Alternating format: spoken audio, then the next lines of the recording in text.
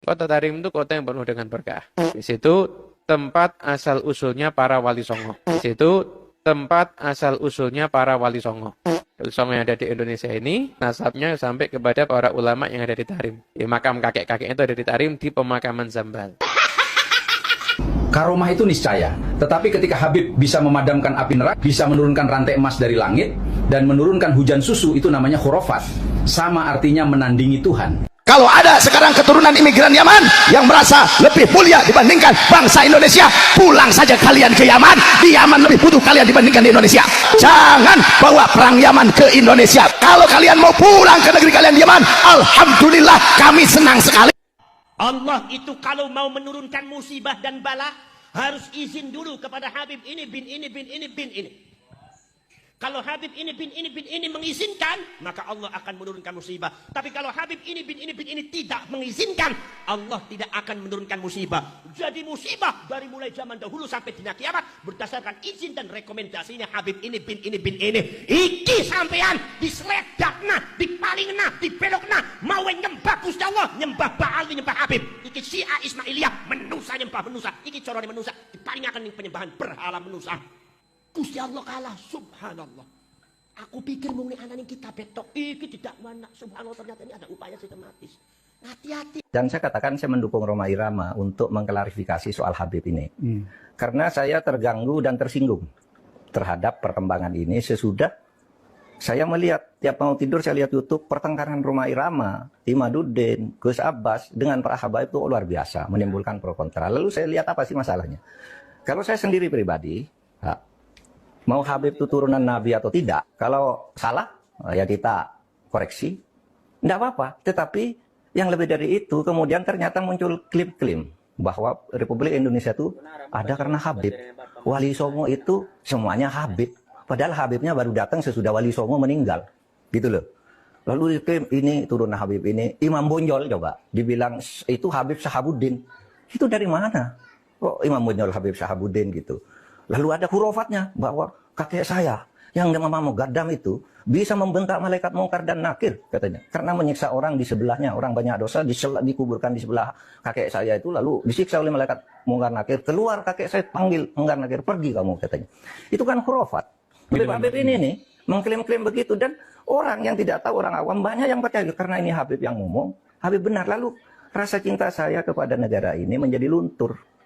Seakan-akan ini karena Habib. Di situ saya tersinggung. Rasa cinta tanah air saya, kebanggaan kepada leluhur saya sendiri itu bangkit. Apalagi kemudian ada pemalsuan kuburan-kuburan tuh ya. Nama kuburan biasa dibangun menjadi ini Habib ini. Padahal tidak jelas siapanya. Orang bersiara ke situ ini karena atas fatwa Habib Sibir. Ya, di surat yang beredar itu Bapak menekankan bahwa ini kemuliaan Habib, pendahulu kita yang menjadi terus terang. Ya. Yang kedua muncul kelas-kelas dalam Islam. Iya, kelas-kelas itu. Kalau Habib itu lebih tinggi dari Kiai. Dan itu semua ada, Mas. Ngomong itu bukan hanya ngomong begitu itu. Bukan hanya katanya-katanya, karena ketika Rhoma Irama berbicara itu, lalu ada seorang Habib muda dengan Rhoma Irama, kamu bohong, tunjukkan Habibnya siapa yang katakan gitu. Sudah, itu bukan Rhoma Irama yang membuktikan. Netizen ini Habib ini tanggal sekian bilang ini dengar, ini Habib ini sampai 7. Maksud saya tidak ada urusan Habib itu ya bagian dari kita juga, tidak apa-apa. Ya. Bangsa kita juga, tapi jangan juga dibiarkan merajalela sesukanya. Saya bilang begitu. Ada yang mengatakan kalau Indonesia ini merdeka dibantu oleh Habib ini. Bung Karno itu tanggal 17 Agustus dibantu oleh Habib siapa gitu untuk menyatakan kemerdekaan. Loh, kita tahu yang bantu tuh Jepang. Namanya Maeda. Iya kan? Laksamana Maeda ya. Laksamana Maeda yang menampung Bung Karno. Bung, kalau kamu mau merumuskan kemerdekaan biar aman, tidak ada yang ganggu di tempat saya aja. Di kantor dan di Maeda. Orang Jepang juga membantu. Orang Belanda yang membantu kemerdekaan ada juga. Namanya siapa? Edward Dekker yang mendirikan 3 serangka. Ya Belanda juga. Ya, orang India banyak. Orang Arab non Habib banyak, orang Cina banyak. Lah kenapa? Kok kalau diklaim oleh Habib? Ya kita sendiri yang paling dominan, yang lain itu yang membantu. Kan gitu kalau saya ya, rasa nasionalisme saya. Astaghfirullah. Inilah perbedaan ajaran Islam dengan ajaran Habaib atau Ba'alawi. Ajaran Habaib bukan ajaran Islam. Islam mengajarkan jika ada rezeki agar berziarah ke Masjidil Haram, Masjidil Nabawi dan Masjid Al-Aqsa. Sedangkan Ba'alawi mengajarkan agar ziarah ke Tarim, kota Yaman. Islam mengajarkan bahwa nasab dan keturunan tidak dijamin masuk surga, sedangkan Ba'alawi mengklaim bahwa anak keturunannya pasti masuk surga meskipun banyak dosa. Islam mengajarkan kita berdoa langsung kepada Allah, sedangkan Ba'alawi mengajarkan berdoa melalui wali habaib, yang mana kelompok mereka juga. Islam mengajarkan bahwa semua manusia sama derajatnya.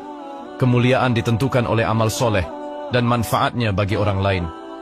Sedangkan Ba'alawi mengajarkan anak keturunan dia yang jahat sekalipun lebih mulia daripada manusia lain. Islam melarang meninggikan kuburan dan membangun bangunan megah di atasnya. Sedangkan Ba'alawi membangun makam dengan megah, memasang foto dan menghiasinya seperti kamar pengantin. Tak bisa dipungkiri, memang kuburan adalah sumber rezeki. Sungguh berani orang-orang yang mengatasnamakan dari keturunan Nabi, walau belum pasti, membuat cerita dusta kuburan wali menjadi makam keramat yang harus didatangi. Makam yang dihiasi dengan cerita-cerita dusta yang mengiringi, sehingga menarik orang awam yang terbodohi untuk datang mengunjungi. Maka cuan pun datang menghampiri, dan kuburan menjadi proyek sumber rezeki. Hanya saja proyek menjanjikan ini mengantarkan kepada kebinasaan karena membuat cerita penuh kedustaan seputar kuburan hanya demi cuan buat hidup mandiri. Di Tegal, orang-orang NU dipecundangi oleh kaum Ba'alawi di Tegal. Sampian buka YouTube-nya. Kemarin juga orang masyarakatnya pada datang, karena saya juga pernah datang ke situ. Masya Allah, ada haul umum di sana. Ketika haul umum, maka seminggu sebelumnya sekali datang ratusan Ba'alawi memintai uang di kampung-kampung, memintai uang di masyarakat. Masyarakat memberi uang sedikit akan dimarahi, bahkan kadang-kadang nikono beras ngantos patungan. Bahkan di situ ada posnya, pos markasnya, markas Ba'alawi untuk mengumpulkan upeti-upeti dari masyarakat yang ada di Kedung Wungu Jatinegara Tegal. Sampai ada yang mengatakan laporan itu setiap ada acara itu masyarakat mengeluarkan uang tidak kurang dari 300 juta rupiah. Malah kadang-kadang ada HP diambil HP-nya, ada motor diambil motornya. Gini apa mboten? Terlalu napa mboten? Niku sedekah napa ngerampok? Niku dakwah napa jajah? Sing tegas masyarakat Tulungagung, nah niku dakwah napa jajah? Ini masyarakat Indonesia tidak boleh kalah sama Ba'alawi semacam itu. Gak boleh kalah, karena negara Indonesia, tanah ini adalah milik kalian, bukan milik siapa-siapa. Masya Allah. Saya tanya kepada masyarakat, sudah berlangsung berapa tahun? Jawabnya masyarakat sudah puluhan tahun. Saya katakan, bukankah di situ ada lurah? Tapi lurah diam saja. Bukankah di situ ada bupati? Tapi bupati tidak pernah bergerak. Bukankah di situ ada camat? Bukankah di situ ada kapolsek? Bukankah di situ ada Pak Dan Ramil? Bukankah di situ ada NU? Bukankah di situ ada Banser? Bukankah di situ ada Fatayat Muslimat Ibnu PPNU? Bukankah di situ ada Ansor? Kemana semua mereka? Ketika masyarakat menjerit, ternyata mereka satu pun tidak pernah membantu masyarakat.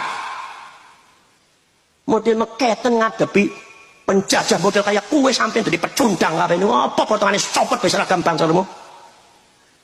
Gini mboten? Masya Allah. Sekarang saya minta kepada Tulungagung satu. Siap napa mboten? Banser siapa ora? Teng niki wonten banser. Wonten banser. Wonten banser. Ada NU, ada Fatayat, ada Muslimat, Ibnu PPNU, Ansor wonten. Saya minta kalian untuk bersikap tegas terhadap tragedi ke-NU-an. Zaman iki arep dirampok ning wong. Iki NU kudu bergerak, PBNU harus ada yang membela. Gayanya solawatan jadi hama di negeri orang. Di bumi ada Habib Tai, darah antek-antek company. Niat ingin menguasai, merusak otaknya pribumi. Si Taim atau Gus Miftah dirujak netizen lagi. Orang yang terlihat agamis, itu biasanya mereka itu munafik. Coba kalian perhatikan berita akhir-akhir ini. Mantan Menteri Agama kita, itu korupsi dana haji. Ini ada lagi. Ustadz ataupun gus-gus, itu menerima aliran dana korupsi.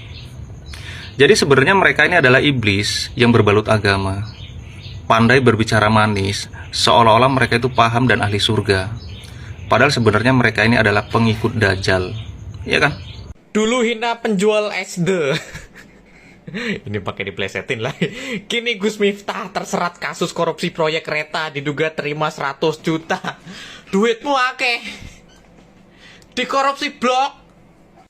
Si Taim atau Gus Miftah dirujak netizen lagi. Ceritanya Miftah posting tulisan di tweets yang nyenggol kasus Jampitsus.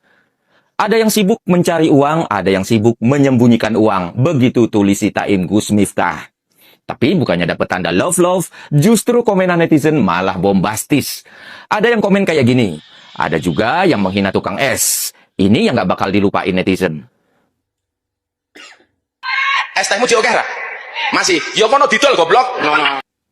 Lagi nih, ada yang sibuk menjilat pemerintah biar dapat uang.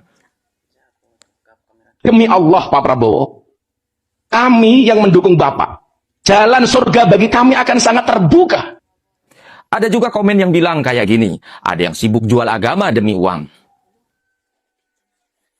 Ampuni semua dosa-dosa orang yang menghujat saya ya Allah. Ada juga komentar, ini yang menghina tukang es teh sama ngerendahin istrinya di pengajian itu ya.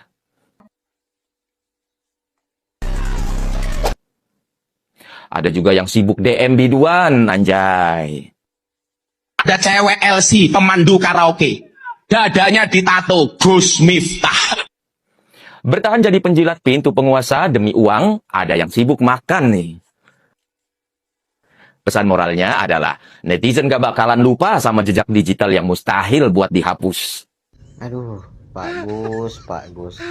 Udah bener ceramah. Lah, ikut-ikutan kayak gini. Tuh. Ini KPK loh yang ngomong ya. Gus Miftah disebut terima duit ratus juta pada kasus korupsi DJKA yang menjerat Bupati Pati Nonaktif Sadewo. Kasus ini bermula dari pengusutan proyek jalan di wilayah Jawa Tengah. Nama Gus Miftah muncul dalam dokumen penyelidikan sebagai penerima uang. Pihak kejaksaan menyebut aliran dana terkait dengan pengadaan di Direktorat DJKA. Sementara Sadewo, sang Bupati Nonaktif, sudah ditetapkan tersangka.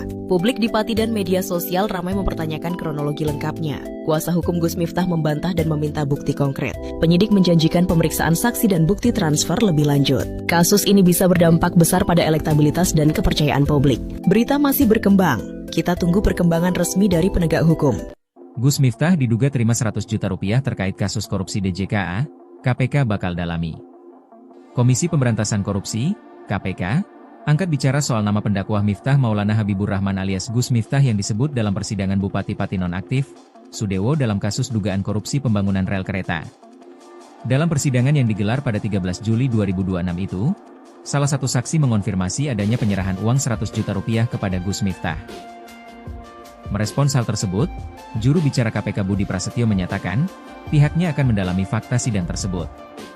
Menurut Budi, kesaksian tersebut menjadi bukti terkait kemana aliran dana praktik korupsi di Direktorat Jenderal Perkeretaapian, DJKA, itu.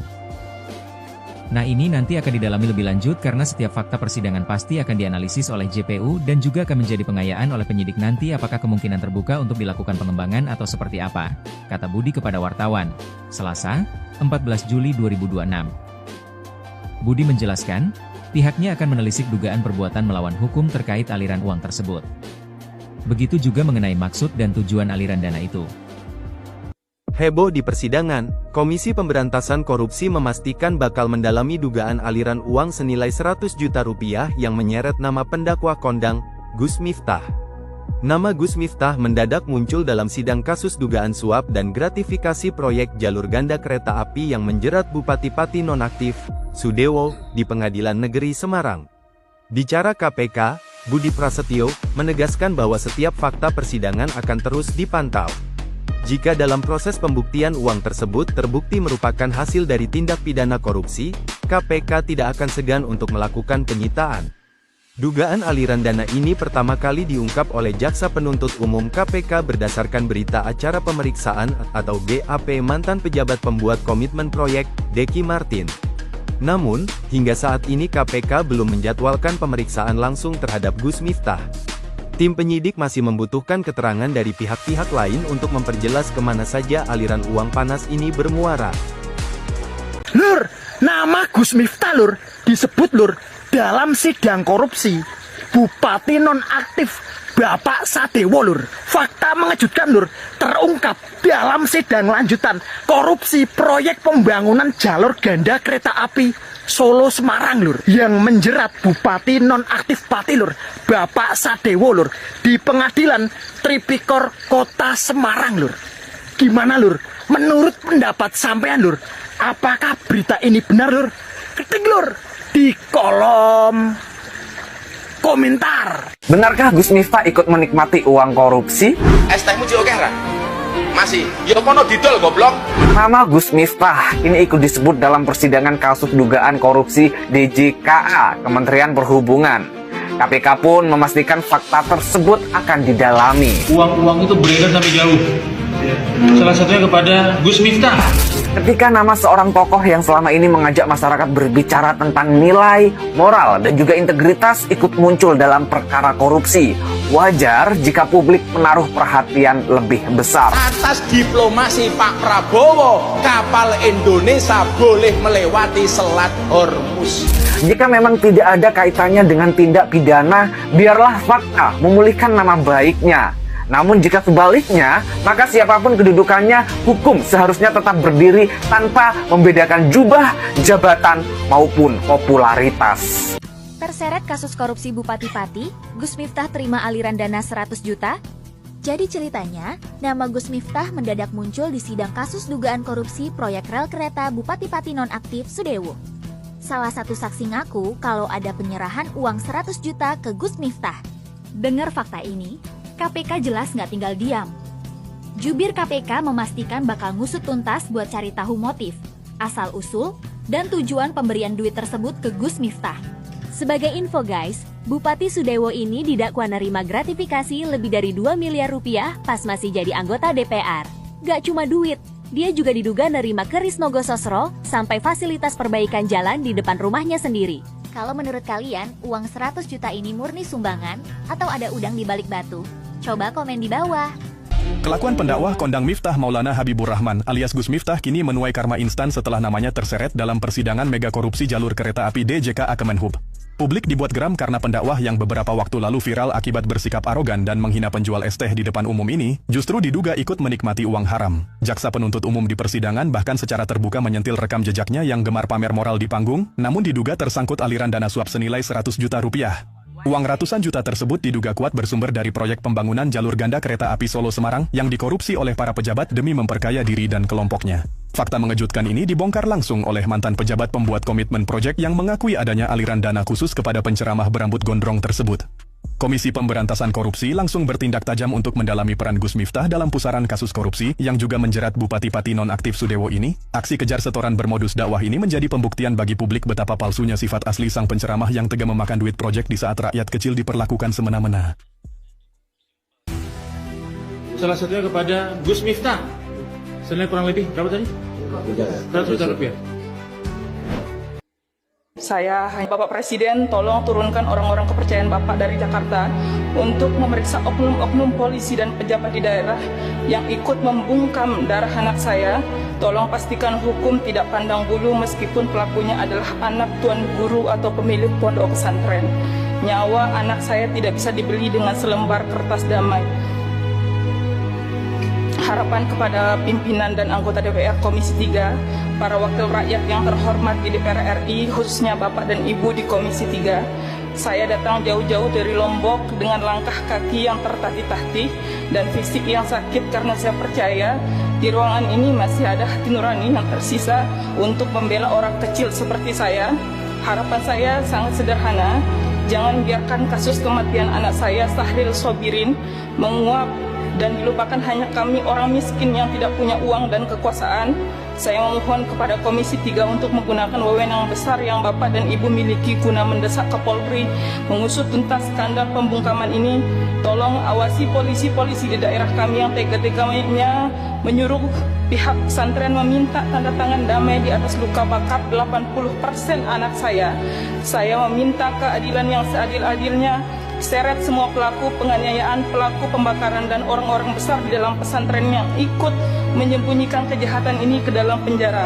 Jika DPR RI tidak membantu saya Kemana lagi kami orang kampung yang pincang dan buta hukum seperti saya ini harus mencari keadilan di negeri ini. Terima kasih.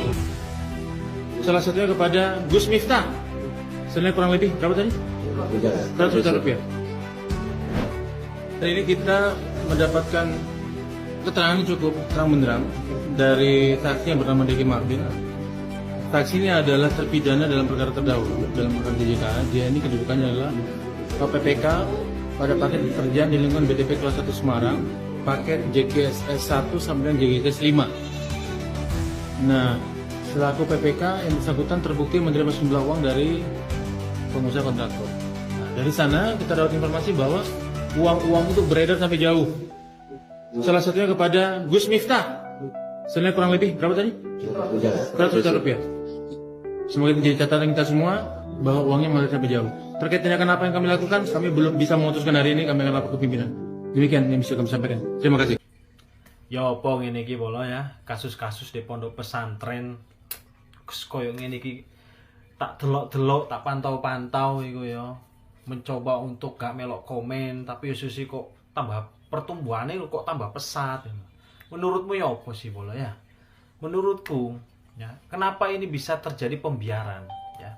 Karena kebanyakan kita iku ya terlalu apa? Manut, terlalu nggih, terlalu tunduk nang jenenge yai. Yai zaman saiki, Bos, doyan duit. Ya, doyan politik, doyan wedokan. Beda karo yai zaman biyen. Ya sepurane iki contone koyo ngene iki. Pengasuh pondok pesantren sing diceluk Pak Ustadz, sing diceluk Pak Yai. Ya. Akhirnya kan mencoreng ngono iku. Mencoreng ya. Dan aku wis iku aduh, ya apa maneh ya. Seorang kiai duit wis akeh, harta, tahta, kehormatan ya. Kiai wis pasti dihormat, wong-wong pasti tunduk ngene. Harta, tahta, wanita paling dukur. Ya iku wis. Encen godaane paling ya. Nek wis kena wanita, masih yai, masih pejabat, wis. Nah, saiki sing lucune maneh para boti-boti iki muncul ya, show up ya. Kulo deloken sing gawe jubah, iku lho deloken sing gawe peci sarungan, iku lho deloken seorang kiai adalah predator yang sesungguhnya. Sedangkan awawe dhewe polane penampilane kaya ngene, wis dicap ele bla bla bla bla bla. Ya kan? Wis gara-gara yai-yai dobol iki ya. Boti-boti malih show up wis. Ya. Jangan lihat covernya. Ku lho delokna sing sarungan sing jubahan sing mau anggap bener ngene-ngene ku lho predator anak, predator ngene. Aku masih koyo ngene lah kan ngono kan. Boti-boti iku golek pembelaan. Sekaru-karune salah. Dua-duane salah. Ya, influencer ya di boti-botino cek terkenal ngomentari koyo ngono. Ya polane dhewe ya dianggap ambek masyarakat iku polane apa? Polane boti. Kon iku lho ya melawan kodrat iku ya wis kleru, wis kan sing bener ya. Ya bener kabeh wongku salah. Cuma nek kon wis salah, wis milih jalan yang salah, ya ojo nyambah-nyalahno wong liya ngono lho ya. Ya kan? Wis ngerti lanang ya, malah jadi boti. Iku melawan kodrat, melawan takdir urusan iku wis penyimpangan iku. Yo salah. Ya apa-apa ya. Perbandingan iku ojo sing elek ambek elek ngono lho, Bos. Ya. Wis mula karepmu wis ya apa menurutmu Bolo? Gus Miftah disebut terima duit ratus juta pada kasus korupsi DJKA yang menjerat Bupati Pati Nonaktif Sadewo. Kasus ini bermula dari pengusutan proyek jalan di wilayah Jawa Tengah. Nama Gus Miftah muncul dalam dokumen penyelidikan sebagai penerima uang. Pihak kejaksaan menyebut aliran dana terkait dengan pengadaan di Direktorat DJKA. Sementara Sadewo, sang Bupati Nonaktif, sudah ditetapkan tersangka. Publik di Pati dan media sosial ramai mempertanyakan kronologi lengkapnya. Kuasa hukum Gus Miftah membantah dan meminta bukti konkret. Penyidik menjanjikan pemeriksaan saksi dan bukti transfer lebih lanjut. Kasus ini bisa berdampak besar pada elektabilitas dan kepercayaan publik. Berita masih berkembang. Kita tunggu perkembangan resmi dari penegak hukum. Nama pendakwah Gus Miftah mendadak ikut terseret dalam sidang dugaan korupsi proyek pembangunan jalur ganda kereta api Solo-Semarang. Dalam persidangan di Pengadilan Tipikor Semarang, jaksa membacakan berita acara pemeriksaan yang menyebut adanya dugaan aliran dana sebesar 100 juta kepada Gus Miftah. Nama tersebut kemudian dikonfirmasi oleh saksi sebagai sosok yang dimaksud. Sebelum kita lanjut, follow dulu channel Berita Telegram Fakta Hitam. Linknya yang ada di bio profile ya.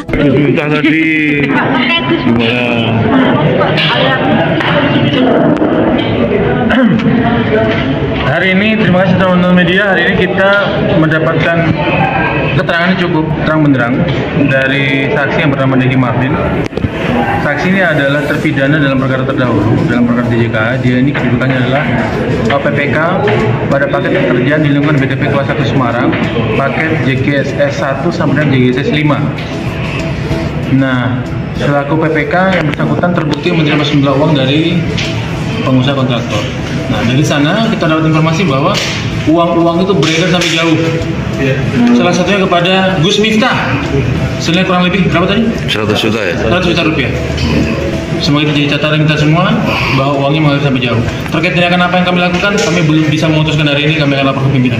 Demikian yang bisa kami sampaikan. Terima kasih. Perlu dicatat, penyebutan nama dalam persidangan bukan berarti seseorang terbukti bersalah. Hingga saat ini, Gus Miftah bukan terdakwa dalam perkara tersebut. Dugaan aliran dana yang muncul di persidangan masih menjadi bagian dari proses pembuktian yang akan diuji melalui fakta-fakta hukum di pengadilan.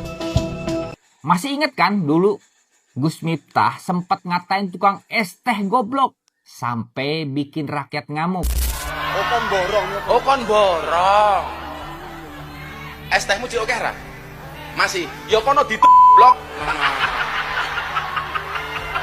Tapi giliran ke pemerintah, pujiannya sering gak ada habisnya.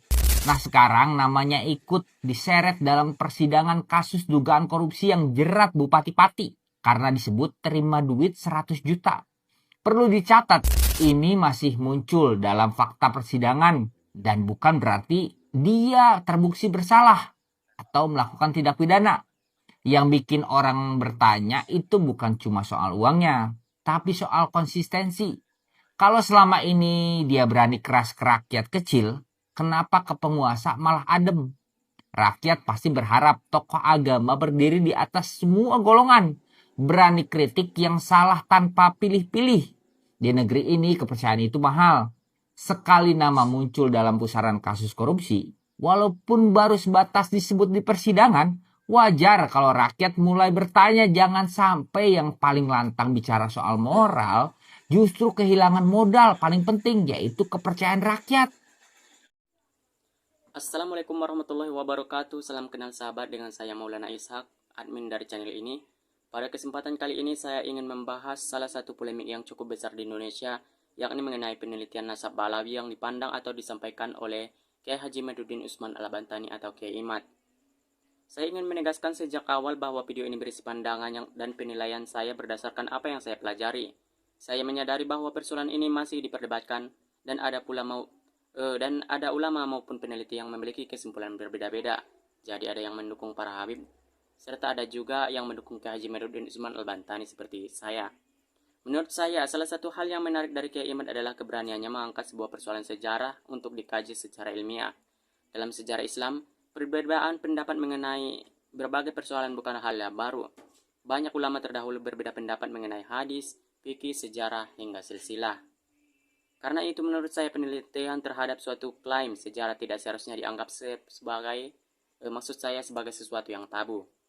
Yang menjadi perhatian saya adalah pendekatan yang digunakan. Saya melihat Kiai Imad berusaha mengajak masyarakat untuk melihat sumber-sumber sejarah, dokumen, metodologi penetapan nasab. Terlepas apakah semua orang setuju dengan kesimpulannya atau tidak, saya menilai pendekatan ilmiah seperti ini layak mendapatkan ruang untuk diskusi. Bagi saya pribadi, menghormati seorang tidak harus berarti menerima seluruh pendapatnya tanpa dikaji. Sebaliknya, mengkritik suatu pendapat juga tidak berarti membenci orang yang berpendapat demikian. Justru, tradisi keilmuan berkembang karena adanya dialog, kritik, dan pengujian terhadap berbagai argumen. Di sisi lain, saya juga memahami bahwa banyak ulama dan tokoh yang memiliki pandangan berbeda. Mereka berpendapat bahwa nasab Balawi telah diakui melalui tradisi dan kajian yang mereka yakini. Karena itu menurut saya, masyarakat perlu mengetahui bahwa memang terdapat lebih dari satu sudut pandang dalam persoalan ini. Menurut saya yang paling penting adalah bagaimana setiap pihak menyampaikan argumen dengan adab. Perbedaan pendapat atau perdebatan ilmiah seharusnya tidak berubah menjadi saling menghina, mencela atau menyerang kehormatan seseorang. Saya sendiri lebih cenderung mendukung agar setiap klaim sejarah diuji berdasarkan bukti dan metodologi penelitian sebagaimana yang disampaikan oleh Kiai Imad. Jika suatu argumen kuat, maka argumen itu akan mampu bertahan ketika diuji. Jika ada kelemahan, maka kelemahan itu juga seharusnya dapat dibahas secara terbuka. Bagi saya, inilah nilai penting dari polemik ini, bukan semata-mata siapa yang menang atau kalah, melainkan bagaimana masyarakat semakin terbiasa berpikir kritis, membaca sumber dan tidak hanya menerima satu informasi karena popularitas seseorang. Namun saya juga mengajak semua pihak untuk tidak menjadi perbedaan ini menjadi alasan untuk membenci kelompok tertentu.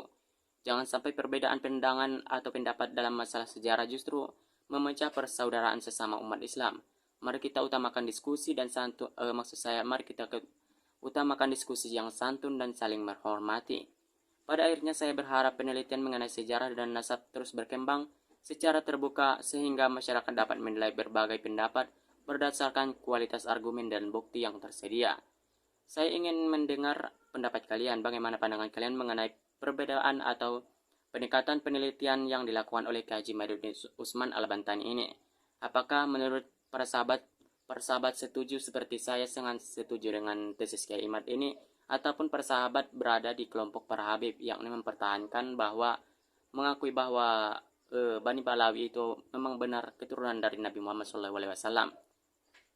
Silahkan sampaikan pendapat para sahabat di kolom komentar ini dengan bahasa yang santun dan saling menghormati. Terima kasih telah menonton ini. Saya menutup video ini. Wassalamualaikum warahmatullahi wabarakatuh.